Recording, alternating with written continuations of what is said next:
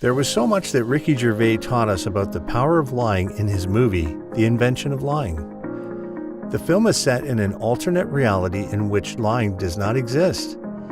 It is an amazing portrayal of what the first liar must have felt. But one thing that even that amazing film failed to explain was, why do we lie? Continue watching to find an honest answer and other questions about lying. Lies are nothing but untrue statements made with the intent to deceive someone. We all tell lies, but most of the time, we fail to spot them. Pinocchio was a bit unlucky in this regard. Motive can differ from person to person. One of the researchers, Tim Levine, believes that about 22% of the time, we lie to cover up a mistake or misdeed on our part. 14% of lies are told because people want to escape other people. 16% for gaining an economic advantage. 15% for personal advantage. While 13% of lies are told just to make others like you. Whether it is a funny fib that you just invented or a self-impression, they are all lies. Which type of lies do people commonly tell? A look at different types of lies can give us a good idea.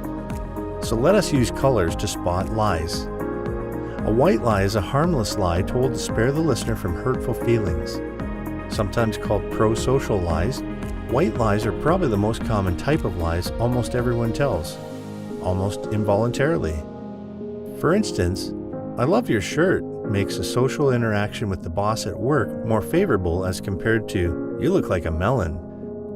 Similarly, you stand nothing to lose if you tell someone their baby is way outside the cute club, except for a lifetime of guilt. A gray lie is told on a 50-50 basis, partly to help others, partly to help ourselves. For instance, parents tell gray lies to their kids to protect them and save themselves from the trouble of explaining trivial things. Chi-Chi wasn't sent to the milliner's farm in Connecticut, you know. Blue lies are told to protect a team, group, or department collectively. Often these lies are meant to protect the honor of an institution. Like it's a blue lie if a police officer makes a false statement in court to protect the police force. Black lies are selfish lies told with the intent to gain something we desire. For example, a car dealer selling dysfunctional automobile units for the price of new units is nothing but a black liar. Black lies also come in handy when we find ourselves in a tight spot. If a black lie reduces our risk of getting in trouble, most of us would be happy to tell more. "Of course I'm vaccinated. I just forgot my certificate at home." Red lies are probably the worst since they are told in spite and revenge. Moreover, they are said with an intent to harm others. One also resorts to red lies when there is no hope for justice left. Therefore, beware of the man who has been wronged, for he can tell the reddest lie. Of course, this simple color coding cannot encompass all other types of lies: bluffing, cover-up, deflection, defamation, exaggeration, minimalization, fib, fraud, memory holes, and polite lies. They are all lies. Lying is bad. It is immoral and disgusting, to say the least. And yet, we lie, all of us. Is there a justification for lying buried somewhere in your subconsciousness? When you think about lying as a moral issue, the chances are high that you will condemn it in the most vigorous manner. But lying isn't a solitary issue. Not lying comes with a cost. Sometimes we have to lose trust to pay that price. Other times, our happiness is sucked from our life if we are not dishonest for a few seconds. It is this desire to keep things going which makes us lie promptly. Humans have gotten pretty good at weighing the good and the bad of their actions lately. No wonder we lie as easily as we breathe. The social acceptability of lies is another critical element to consider in this regard. If we see someone getting away with a lie, something that happens to be the exact problem we are stuck in, chances are that we will resort to lying as well. Lying about something becomes easy when other people join the queue. Just visit your kid's classroom and test this.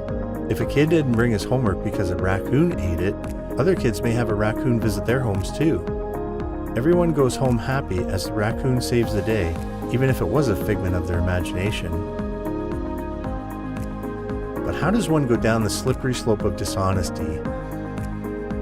one lie leading to another is something that doesn't happen in a day. Psychologists believe greed may increase one's predisposition to lying. A University College London study reveals how the brain becomes accustomed to stress or emotional discomfort when lying, making it easier to tell the next lie.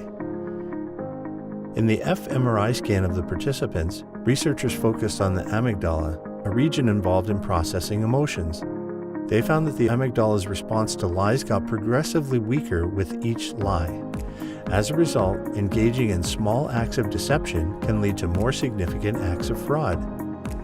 Similarly, a study conducted by psychologists from Harvard and Kyoto universities scanned human brains using functional magnetic resonance imaging.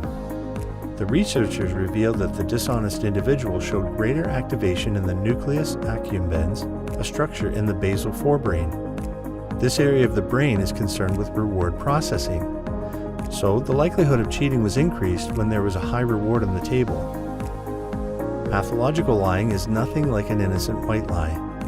Also known by terms like mythomania and pseudologia fantastica, it is a mental disorder in which one habitually or compulsively lies. A pathological liar's life is one sad tale where lack of trust leads to the failure of relationships and friendships.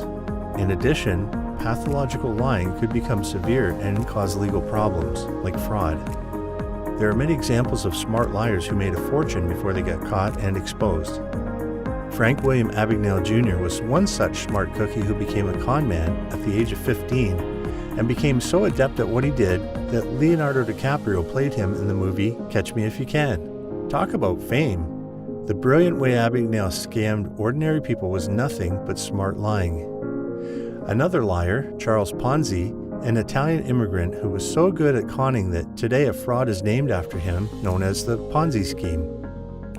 Ponzi brought in $250,000 a day at the peak of his scheme, where he tricked investors into sending him millions of dollars, promising eye-popping returns. We're talking about almost $3 million in 2021. And of course, the US presidents have kept fact-checkers busy all the time. Whether it was Clinton's denial of an affair with Monica Lewinsky, Trump's continuous referrals to winning the popular vote, or Nixon's blatant lies about his involvement in the Watergate scandal. They are all lies. We all know someone in our lives who would have been a billionaire, only if fibbing was a job. So what is the best way to impede the flood of lies into our collective lives? Technology has opened up a new frontier for deceit, adding a 21st century twist to an age-old conflict between our lying and our trusting selves. We definitely need something more sophisticated than a controversial polygraph lie detector test. If you loved what you just watched, make sure to smash the like button and subscribe to this channel.